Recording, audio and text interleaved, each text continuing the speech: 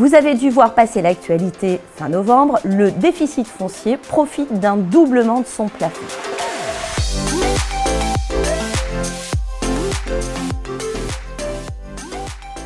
Bonjour et bienvenue sur notre chaîne J'optimise mes revenus locatifs. Aujourd'hui, nous allons aborder le sujet du déficit foncier. Petit rappel, qu'est-ce que le déficit foncier? Lorsque vous louez un logement vide et que vous réalisez un certain nombre de travaux, vous allez pouvoir déduire ces travaux. Si vos loyers ne sont pas suffisants pour absorber la totalité de ces travaux, vous allez alors créer un déficit foncier.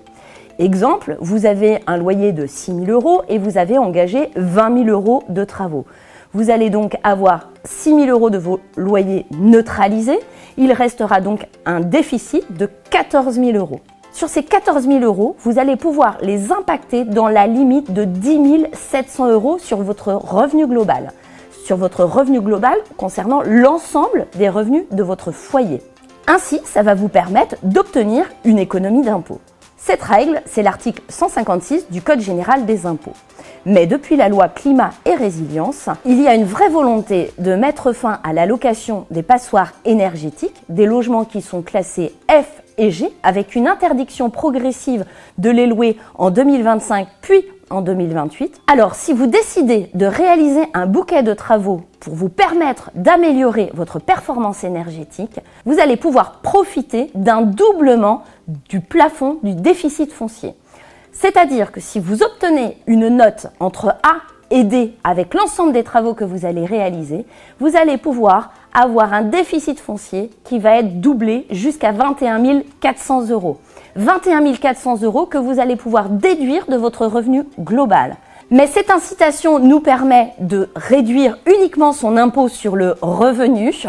Pour les classes les moins aisées, ça n'aura donc pas d'impact, puisque si vous ne payez pas d'impôt, avoir un déficit foncier qui impacte votre revenu global ne vous sert strictement à rien.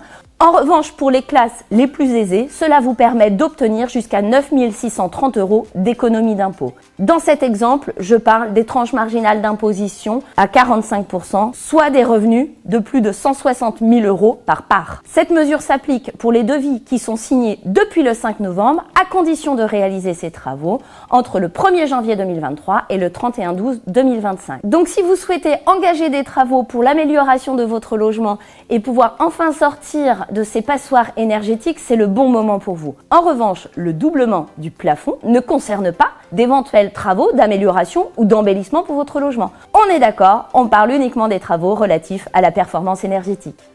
Si cette vidéo vous a plu, n'hésitez pas à ajouter un petit pouce et à vous abonner à notre chaîne afin d'être prévenu en amont des prochaines vidéos. À très bientôt!